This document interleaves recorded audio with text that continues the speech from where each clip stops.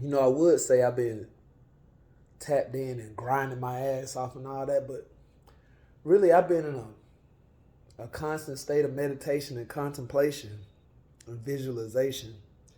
And it'll look like you ain't working because your ideas are germinating.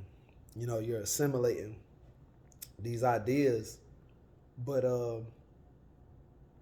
that's the preliminary stages of creation. The final stage being completion. But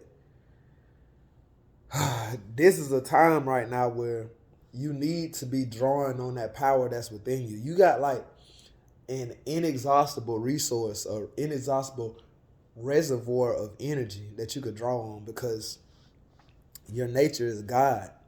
And that's just a teaching that seems to be absent in mainstream churches and religions. Like, do you know how empowering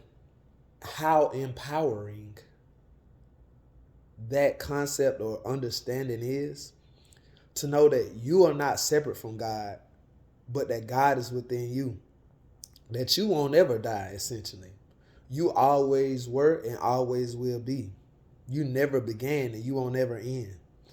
But that's hard for a lot of people to understand because people are perceiving reality through the scope and lens of their rational mind. Right? And the rational mind is designed and wired to see beginnings and endings. So it can't conceive of something that never began and never ended. Something that has no size, no location. Because think about your essence. Think about, where are you before you're born? Where are you after you die? Where are you when you're dreaming? Are you the physical body? These are just the questions that, start the whole awakening process. But when you come to that realization that, God is my nature, that, only that which is true of God is true of me because God and I are one. Thank you. But when you start to realize that, it'll save you from depression.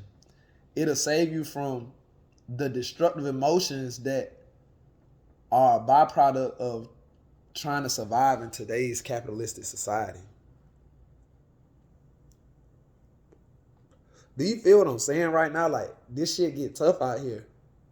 When a bitch gotta fight and scrap to live, work his ass off just to live, still commit crimes, you get anxiety and shit just because you're trying to survive. And say you're a dreamer, say you got ambitions and you want to attain your goals and accomplish them and realize and manifest your dreams.